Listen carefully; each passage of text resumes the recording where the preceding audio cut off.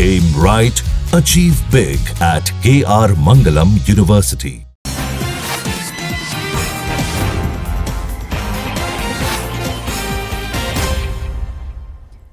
नमस्कार, बहुत स्वागत है आपका। आप देख रहे हैं इंडिया टीवी। मैं हूं आपके साथ प्रिया सिंह सोमवंशी।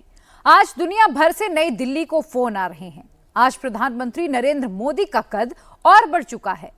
ईरान के राष्ट्रपति पेजेश्कियन ने प्रधानमंत्री मोदी को फोन किया। ईरानी राष्ट्रपति और मोदी के बीच करीब 45 मिनट तक बातचीत हुई है। प्रधानमंत्री मोदी ने ईरान को युद्ध रोकने का 3D फॉर्मूला दिया है। डीएस्केलेशन, डायलॉग और डिप्लोमेसी से युद्ध रुकेगा। ईरान ने भारत को मित्र और साझेदार बताया। इस वक्त तीन पार्टी इजरायल, ईरान और अमेरिका के बीच जंग है। कहीं तीन पार्टी से 32 पार्टी युद्ध में ना उतर जाए, इसका दुनिया में बड़ा खतरा मौजूद है। क्या युद्ध रुक सकता है? जवाब है हां, रुक सकता है। कैसे रुक सकता है? इसका रास्ता ईरान को सीधे सीधे मोदी ने बता दिया है। मोदी की बात सीधे इजरायल से भी होती है। डोनाल्ड ट्रंप बार बार सीज फायर कहते रहते हैं, लेकिन सीज फायर करवा नहीं पाए। ईरान में युद्ध करवा दिया। मोदी ने सीज फायर का रास्ता बता दिया है, जिससे सबसे ज्यादा तकलीफ पाकिस्तान के फील्ड मार्शल आसिम मुनीर को होगी। आज ईरान से लेकर चीन तक आसिम मुनीर की बात हो रही है। आसिम मुनीर कैसे धोखा दे सकता है, किस हद तक गद्दारी कर सकता है, यह आज दुनिया के सामने आ चुका है। थोड़ी देर पहले अमेरिका ने अटैक का ब्लूप्रिंट दिखाया, लेकिन ईरानी सोर्सेस के मुताबिक अमेरिकी हमले में पाकिस्तान का रास्ता भी शामिल है।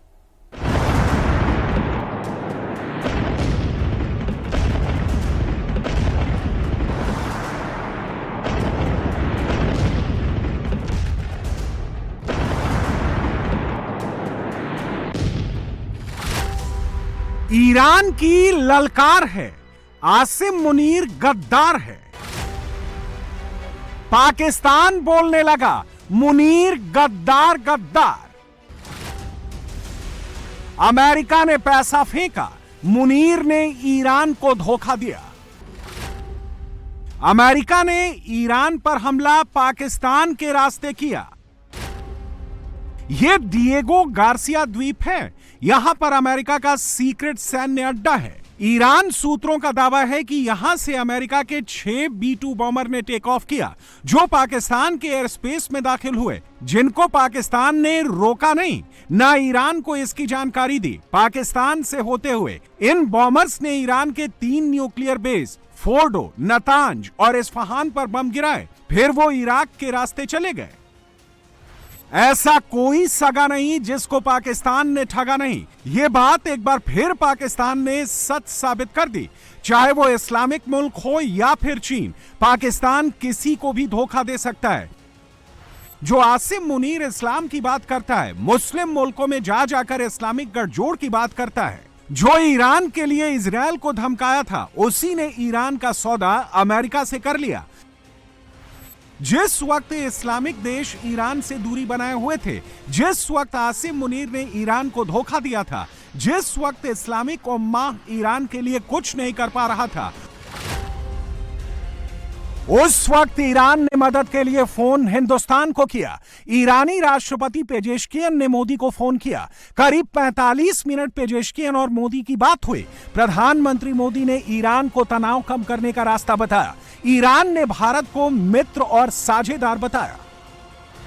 इस्लामिक ईरान भी जानता है, इस वक्त में अगर कोई खामनेई सरकार के वजूद को बचा सकता है तो वो इंडिया ही है। इजरायल के प्रधानमंत्री बेंजामिन नेतन्याहू और हिंदुस्तान के पीएम मोदी की दोस्ती वर्ल्ड फेमस है। नेतन्याहू मोदी पर सबसे ज्यादा भरोसा करते हैं। इस वक्त अमेरिकी राष्ट्रपति ट्रंप नरेंद्र मोदी से मिलना चाहते हैं। अमेरिका को इंडिया की जरूरत है। ईरान भी जानता है, हिंदुस्तान न सौदा करता है, न धोखा देता है, बल्कि ईरान को इस वक्त तबाही से कोई बचा सकता है तो वो नरेंद्र मोदी ही हैं, जिन्होंने ईरान को युद्ध रोकने का फॉर्मूला 3D फॉर्मूला दे दिया है। 3D यानी डी-एस्केलेशन, डायलॉग और डिप्लोमेसी। इस वक्त दुनिया में बहुत खतरनाक खेल चल रहे हैं। एक खतरनाक खेल आसिम मुनीर भी खेल रहा है, जिससे हिंदुस्तान को सावधान रहने की जरूरत है, क्योंकि आसिम मुनीर की गद्दारी की कोई लिमिट नहीं है।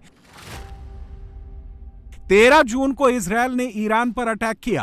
13 जून को ही Pakistani field marshal Asim Munir America में था। 19 जून को मुनीर ने ट्रंप के साथ डिनर किया। डिनर के 35 घंटे बाद ट्रंप ने B-2 बॉम्बर प्लान एक्टिव कर दिया। डिनर के 72 घंटे बाद 22 जून को ईरान पर अटैक किया। सब कुछ मुनीर की मुलाकात के बाद हुआ। पाकिस्तान इस वक्त आसिम मुनीर के कंट्रोल में है और आसिम मुनीर जो कर रहा है, जो कुछ करने वाला है, उसका डायरेक्ट और इनडायरेक्ट असर भारत पर पड़ेगा। आसिम मुनीर कैसे ईमान बदलता है, इसकी समझ चीन को भी आ गई होगी। मई में पाकिस्तान और हिंदुस्तान की लड़ाई में पाकिस्तानी सेना ने चाइनीज हथियारों का इस्तेमाल किया। इस लड़ाई में चीन खुलकर पाकिस्तान के साथ आया, लेकिन आसिम मुनीर सजदा करने अमेरिका जाता है। डोनाल्ड ट्रंप को नोबेल पीस प्राइज के लिए नॉमिनेट करता है। 1 महीने में मुनीर चीन से सीधे अमेरिका के पास जा पहुंचा। इसके पीछे एक बड़ी वजह है। चीनी उधार के बदले पाकिस्तान जमीन, पोर्ट गिरवी रखता है। अमेरिका सीधे भीख देता है, जिसकी जरूरत मुनीर को सबसे ज्यादा है। हिंदुस्तान में 3 दिन की लड़ाई में पाकिस्तान 3 साल पीछे हो चुका है। तेल से खेलकर सब्जी तक सब कुछ महंगी है। सेना के गोदाम, तोपखाने खाली हो चुके हैं। पाकिस्तानी जनता सड़क पर उतरे, पाकिस्तानी सेना कुर्सी बदले। उससे पहले मुनीर को पैसे चाहिए। आसिम मुनीर ने ईरान का सौदा किया, बदले में अमेरिका से करोड़ों डॉलर मिलेंगे, जिसका इस्तेमाल मुनीर हिंदुस्तान के खिलाफ करेगा। मुनीर ने प्लान तो अच्छा बनाया था, लेकिन वो एक गलती कर बैठा। उसको लगा जैसे वो पाकिस्तान में सब कुछ कंट्रोल करता है, सीक्रेट रखता है, वैसा ही ग्लोबल लेवल पर कर जाएगा। ये दांव उल्टा पड़ेगा।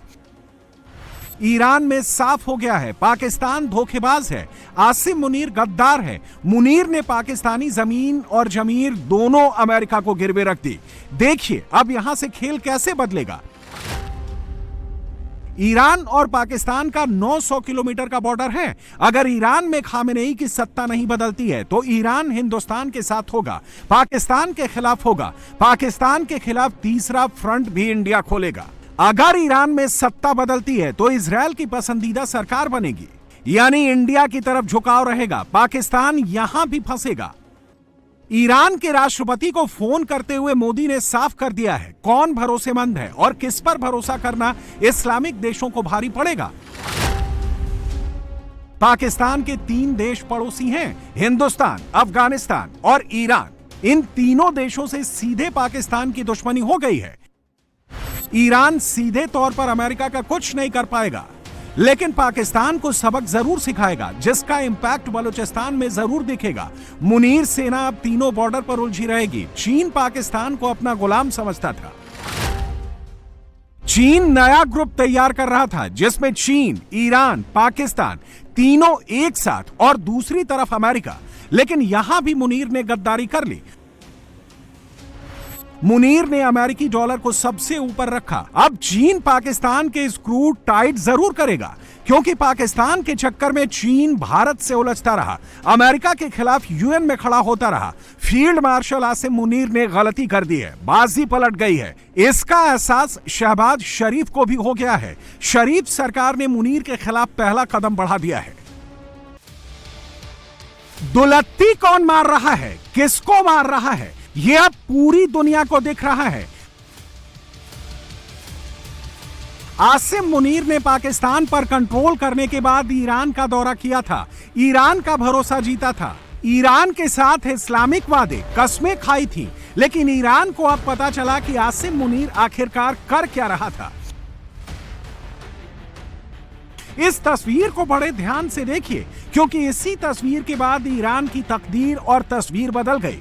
एक तरफ पाकिस्तान के फील्ड मार्शल आसिम मुनीर हैं, दूसरी तरफ ईरान के सशस्त्र बलों के chief of staff general Mohammad Bagheri. कहा जाता है कि इस मुलाकात से पहले तक इजरायल बाघेरी की एग्जैक्ट लोकेशन ट्रेस नहीं कर पा रहा था,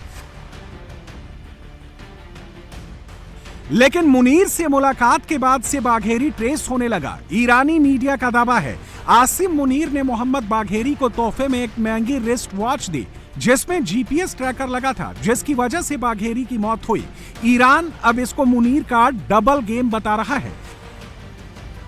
ऐसा दावा किया जा रहा है कि इसी रिस्ट वॉच से इजरायल ने ईरानी मिलिट्री चीफ की लोकेशन, उनका रूटीन ट्रेस किया, टाइमलाइन बनाई और फिर एक रात में सब खाक।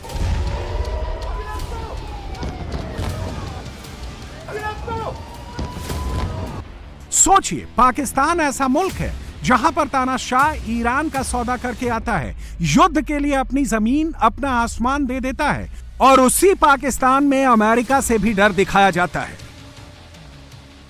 आसिम मुनीर ने एक जंग भारत में भी शुरू की थी, हिंदुस्तान से जबरदस्त मार पड़ी थी। यहां पर पाकिस्तानी सेना ने हार मानी तो ईरान में अमेरिकी एंट्री से नया युद्ध शुरू हो गया। जो पाकिस्तानी जनता कल तक मुनीर के नाम का जयकारा लगा रही थी, जो मीडिया मुनीर को वॉर हीरो बता रही थी, अब सबकी टोन चेंज होने लगी है। धीरे धीरे मुनीर का हैंगओवर कम होने लगा है। आसिम मुनीर अपना कद बढ़ाने के लिए अमेरिका गया था, उसकी इमेज तानाशाह वाली है, वो अब इमेज चेंज करना चाहता है। डोनाल्ड ट्रंप अगर मुनीर की तारीफ करेंगे, पाकिस्तान में निवेश करेंगे, तो वो तानाशाह से बचाने वाला बनेगा। लेकिन उसके सपने पूरे होते ईरान ने उस पर गद्दार का लेबल लगा दिया। अब जो एशिया में बदलाव आने वाला है वो पाकिस्तान पर बहुत भारी साबित होगा। चीन का भरोसा पाकिस्तान पर कम होगा, ईरान अब पाकिस्तान को गद्दार मानेगा, इस्लामिक देश पाकिस्तान से दूरी बनाएंगे, इस्लामिक मौलाना अब पाकिस्तान के खिलाफ होंगे, शिया संगठन मुनीर के खिलाफ मोर्चा खोलेंगे। इंडिया जो साबित करना चाहता था वो मुनीर ने खुद साबित कर दिया। डिप्लोमेसी और डिक्टेटरशिप में एक बड़ा अंतर होता है। डिक्टेटरशिप में एक सनकी बिना सोचे समझे अपनी सनक में जो कहता है उसको सही लगता है, जहां मन होता है ऑर्डर देता है। यही मुनीर की सोच थी। लेकिन डिप्लोमेसी धीरे धीरे काम करती है, सामने वाले को एहसास भी नहीं हो पाता है कि उसका खेल हो गया है। जैसे मुनीर के साथ हुआ, इंडिया से लड़ने के लिए कट्टर मौलाना वाली इमेज बनाई थी और अब अमेरिका को साधने गया था, लेकिन उल्टा एंटी मुस्लिम इमेज बन गई। पाकिस्तान में विरोध शुरू हुआ तो मुनीर ने कुर्बानी के लिए शहबाज को आगे कर दिया। एक बात और नोटिस करने वाली है, जब इंडिया और पाकिस्तान की 90 घंटे की लड़ाई हुई तो पाकिस्तान के प्रधानमंत्री शहबाज शरीफ ने एक बार भी मोदी का नाम नहीं लिया। नवाज शरीफ ने हिंदुस्तान के प्रधानमंत्री के लिए कुछ उल्टा सीधा नहीं बोला। जैसे इनको पता है मुनीर खुद ही अपनी कब्र खोदेगा। जिस हाफिज के नाम पर उसने पाकिस्तान के तख्त पर कब्जा किया है वही उसको नीचे फेंकेगा। अगले 48 घंटे में एशिया का मिजाज पूरी तरीके से बदल जाएगा। अमेरिका 25 मिनट में अपना काम करके इस युद्ध से निकल गया। उसे ईरान की परमाणु बम बनाने की ताकत खत्म करनी थी, वो ट्रंप ने कर दिया। अमेरिका के 7 B-2 बॉम्बर ईरान के 3 परमाणु अड्डों पर 14,000 किलो के 12 महाबम गिराए। अब बारी ईरान की है। अब मामला तेहरान और तेल अवीव के बीच में है। आज की रात खामनेई के बदले की रात है।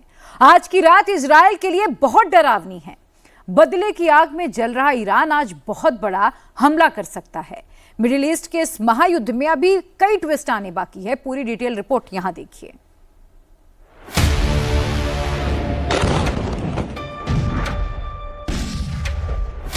ट्रंप ने महाबम मार दिया, अब खामेनेई क्या करेंगे?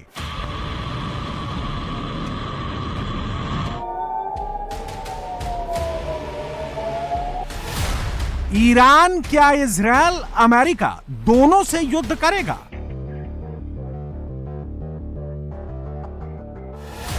खामेनेई क्या ट्रंप के आगे झुक जाएंगे, हार मानकर समझौता कर लेंगे?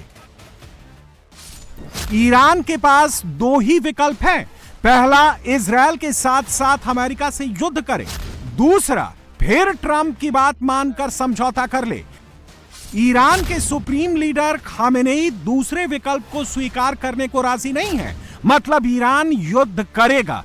इसका इरादा अमेरिकी हमले के फौरन बाद ईरान ने जाहिर कर दिया है।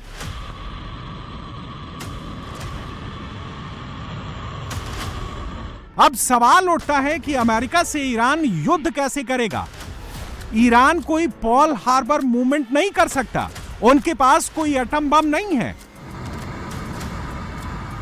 ईरान के पास कोई ऐसी मिसाइल नहीं है जो अमेरिका के किसी शहर को डायरेक्ट हिट कर सके, जैसे वो इजराइल के शहरों को कर रहा है।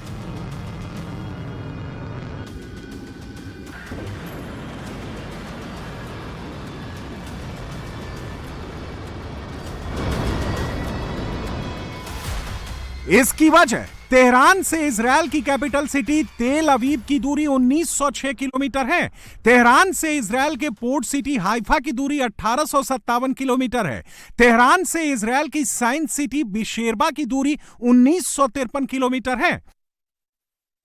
ईरान से इजरायल के ज्यादातर शहर 2000 किलोमीटर की रेंज में हैं। ईरान के 3 परमाणु अड्डों पर अमेरिकी B-2 बॉम्बर के हमले के बाद भन्नाए ईरान ने इजरायल के 14 शहरों में मिसाइलों की बौछार कर दी। यहां तक कि अपनी सबसे ताकतवर खबर मिसाइल भी मार दी, जिसे खुर्रम शहर मिसाइल के नाम से भी जाना जाता है।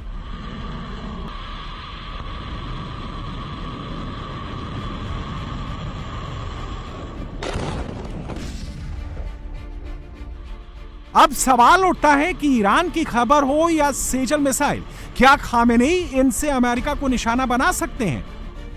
ईरान से अमेरिका 7 समंदर पार है। खामेनेई को ट्रंप पर हमला करने के लिए भूमध्य सागर और अटलांटिक महासागर को पार करना होगा। अगर पार कर भी लिया तो तेहरान से अमेरिका का पहला बड़ा शहर न्यूयॉर्क 9856 किलोमीटर दूर है। तेहरान से फ्लोरिडा 11400 किलोमीटर दूर है। तेहरान से अमेरिका का लॉस एंजलिस 11600 किलोमीटर दूर है। तेहरान से अमेरिका का शिकागो 10440 किलोमीटर दूर है। तेहरान से वॉशिंगटन डीसी की दूरी भी करीब 10163 किलोमीटर है। ईरान के पास सिर्फ 3000 किलोमीटर की दूरी तक मार करने वाली मिसाइल है। उसकी सेजल, खुर्रमशहर, फतेह-2 सभी मिसाइलें 2000 किलोमीटर की रेंज में दुश्मन पर हमला कर सकती हैं। खुर्रमशहर 4 का एडवांस वर्जन 2500 से 3000 किलोमीटर की रेंज में टारगेट को हिट कर सकता है। ऐसे में खामेनेई के पास अमेरिका के किसी शहर में डायरेक्ट अटैक करने का कोई रास्ता नहीं है। दूसरी तरफ ट्रंप के पास ईरान में तबाही मचाने के दर्जनों हथियार हैं। अगर मिसाइल की बात करें तो अमेरिका के पास ट्राइडेंट 2 D5 मिसाइल है। यह 12000 किलोमीटर दूर तक दुश्मन को नेस्तो नाबूद कर सकती है। इसकी स्पीड 29400 किलोमीटर प्रति घंटा है। यह अपने साथ कई MIRVs ले जा सकती है। अमेरिका के पास मिनटमैन 3 नाम की मिसाइल भी है, जो 13000 किलोमीटर दूर दुश्मन को पलक झपकते ही मार गिरा सकती है। इसकी स्पीड 28300 किलोमीटर प्रति घंटा है। यह एक साथ 3 न्यूक्लियर बम डालकर दुश्मन को हमेशा के लिए खाक कर सकती है। अमेरिका को इन मिसाइलों की जरूरत नहीं पड़ती, क्योंकि उसके पास दुश्मन पर हमला करने के 100 तरीके हैं। ईरान के 3 न्यूक्लियर अड्डों पर हमला करने के लिए अमेरिका ने अलग अलग रास्ते आजमाए। ईरान के फोर्डो न्यूक्लियर प्लांट को फोड़ने के लिए अमेरिका ने 7 B-2 स्टेल्थ बॉम्बर का इस्तेमाल किया। फोर्डो और नतांज न्यूक्लियर अड्डे को नस्तो नाबूद करने के लिए अमेरिका ने 12 बंकर बस्टर बम गिराए। एक बंकर बस्टर बम का वजन 30,000 पाउंड के बराबर था। 125 एयरक्राफ्ट ने 25 मिनट में इस ऑपरेशन को अंजाम दे दिया। जबकि ईरान के नतांज और इस्फहान परमाणु अड्डों को तबाह करने के लिए अमेरिका ने 30 टॉम हॉक क्रूज मिसाइलें मारी। इन्हें 400 मील दूर समंदर में मौजूद एक पनडुब्बी से दागा गया। रिपोर्ट के मुताबिक अमेरिका की ये सबमरीन जर्मनी के पास कहीं समंदर में अमेरिका ने लगाई।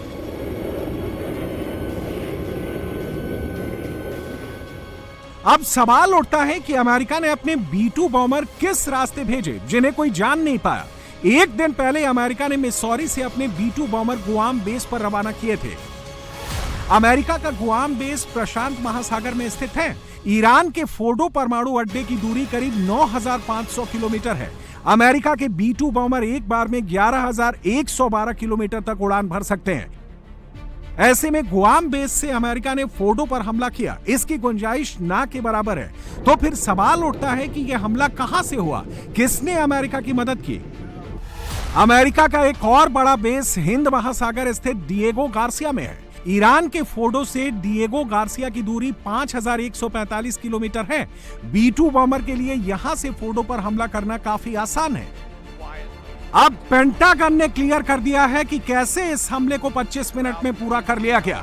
हमले में शामिल 7 B-2 बॉम्बर्स अमेरिका के मिसौरी से उड़े, हवा में ही ईंधन भरा और 18 घंटे बाद ईरान के एयर स्पेस में सुबह 4:10 पर घुसे। 25 मिनट में ऑपरेशन को पूरा कर सुबह 4:35 पर ईरान के एयर स्पेस से बाहर निकल गए। हमले के दौरान अमेरिका ने ईरान के तमाम रेडार को जाम कर दिया। ईरान को पता भी नहीं चला और तबाही मच गई। Last night, on President Trump's orders, U.S. Central Command conducted a precision strike in the middle of the night against 3 nuclear facilities in Iran. It was an incredible and overwhelming success. The order we received from our Commander-in-Chief was focused, it was powerful, and it was clear. We devastated the Iranian nuclear program. But it's worth noting the operation did not target Iranian troops or the Iranian people. For the entirety of his time in office, President Trump has consistently stated for over 10 years that Iran must not get a nuclear weapon. Full stop. Thanks to President Trump's bold and visionary leadership and his commitment to peace through strength, Iran's nuclear ambitions have been obliterated. Many presidents have dreamed of delivering the final blow to Iran's nuclear program, and none could until President Trump. Iran के पास America की सरजमी पर direct attack करने की ताकत नहीं है। ऐसे में क्या वो मिडिल ईस्ट में अमेरिका के बेस पर हमले करेगा? क्या हिजबुल्लाह, हूती और शिया मिलिशिया ग्रुप्स जैसे प्रॉक्सी को आगे कर अमेरिका के खिलाफ लड़ेगा? ईरान के विदेश मंत्री अब्बास अराक्ची ने लाइन क्लियर कर दी है, ईरान हर हाल में अमेरिका के हमलों का जवाब देगा। ऐसी बातें अमेरिका के सरकारी टेलीविजन पर भी चल रही हैं। अगर ईरान ने अमेरिका के साथ युद्ध शुरू किया तो फिर तबाही बहुत भयंकर होगी। खामेनेई का हाल इराक के सद्दाम हुसैन और लीबिया के गद्दाफी जैसा हो सकता है। इसकी वार्निंग ट्रंप ने खुलकर दे दी है और तेहरान को डायरेक्ट मैसेज दे दिया है। Continue. There will be either peace or there will be tragedy for Iran far greater than we have witnessed over the last 8 days. Remember, there are many targets left. Tonight's was the most difficult of them all, by far, and perhaps the most lethal. But if peace does not come quickly, we will go after those other targets with precision, speed, and skill. Most of them can be taken out in a matter of minutes. There's no military in the world that could have done what we did tonight, not even close. There has never been a military that could do what took place just a little while ago.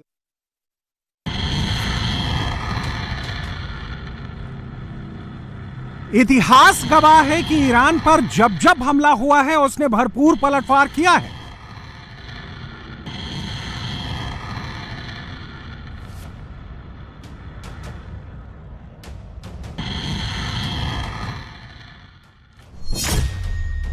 एक अप्रैल 2024 को Syria के दमिश्क में Iran के वाणिज्य दूतावास पर attack हुआ।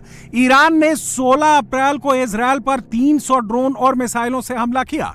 26 अक्टूबर 2024 को इजरायल ने ईरान के 20 लोकेशन पर हमला किया था।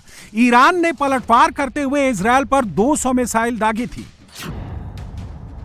कासिम सुलेमानी की हत्या का बदला लेने के लिए ईरान ने अमेरिकी बेस को निशाना बनाया था। अब सवाल उठता है कि मिडिल ईस्ट में कितने अमेरिकी बेस ईरान के टारगेट पर आ सकते हैं।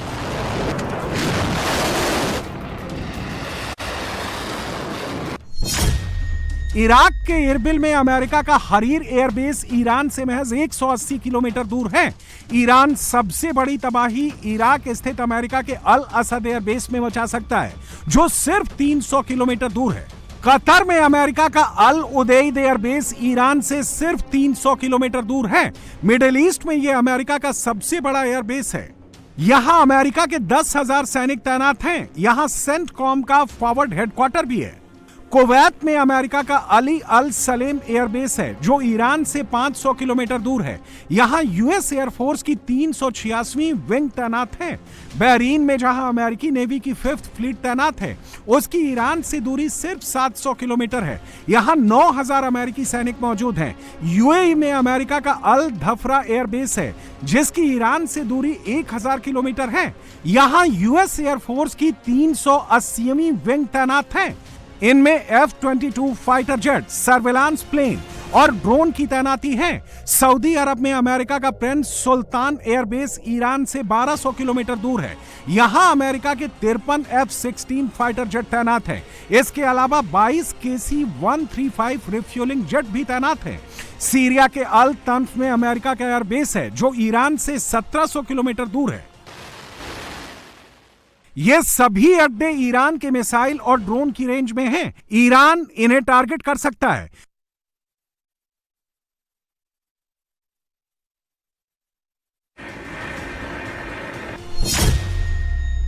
मिडिल ईस्ट में अमेरिका के करीब 40,000 सैनिक मौजूद हैं। इनमें 2500 सिर्फ इराक की राजधानी बगदाद में है। इसके अलावा जॉर्डन में करीब 350 अमेरिकी सैनिक मौजूद हैं। कुवैत में करीब 13,500 सैनिक मौजूद हैं।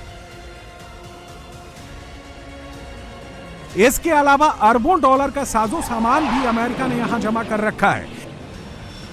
यहां ईरान आउट ऑफ कंट्रोल ना हो, इसके लिए अमेरिका ने उसकी घेराबंदी कर दी है। अमेरिका ने ईरान की खाड़ी में Theodore Roosevelt aircraft carrier strike group तैनात किया है। साथ में 2 जंगी जहाज यूएसएस जॉन एस मैक्सन और यूएसएस डैनियल इनोयू को भी तैनात किया है। अमेरिका ने मलक्का की खाड़ी Abraham Lincoln carrier strike group को भेजा है। यहां पहले से यूएसएस ऑक्सन समेत 3 युद्धपोत तैनात हैं। इजरायल के पास भूमध्य सागर में एम्फीबियंस असॉल्ट शिप अमेरिका ने तैनात कर दिया है। इसके अलावा ईरान को घेरने के लिए यूएस नेवी का 6ठा बेड़ा भी यहां पर तैनात कर दिया गया है, जिसमें 4 एयरक्राफ्ट कैरियर हैं। बहरीन के पास भी अमेरिका ने 2 युद्धपोत खड़े कर दिए हैं। ईरान कोई हरकत ना करे, इसी को देखते हुए अमेरिका ने साउथ चाइना सी से एयरक्राफ्ट कैरियर यूएसएस निमित्ज और यूएसएस कार्ल विंसन को मिडिल ईस्ट में तैनात कर दिया है। ट्रंप ने ईरान को चेतावनी दी है कि अगर इस बार अमेरिकी बेस पर हमला हुआ तो ईरान को भारी कीमत चुकानी पड़ेगी। For 40 years, Iran has been saying death to America, death to Israel. They have been killing our people, blowing off their arms, blowing off their legs with roadside bombs. That was their specialty. We lost over 1,000 people, and hundreds of thousands throughout the Middle East and around the world have died as a direct result of their hate. In particular, so many were killed by their general, Qasem Soleimani. I decided a long time ago that I would not let this happen. It will not continue. Reports के मुताबिक Iran अब Israel के nuclear site को निशाना बनाकर अपना बदला ले सकता है। इजरायल का Negev nuclear research centre Iran से 2400 किलोमीटर दूर है। इजरायल का न्यूक्लियर मिसाइल बेस ईरान से 2500 किलोमीटर दूर है। इजरायल का Yodfat nuclear missile assembling unit 2200 kilometre दूर है। यहां तक ईरान की मिसाइलें पहुंच सकती हैं।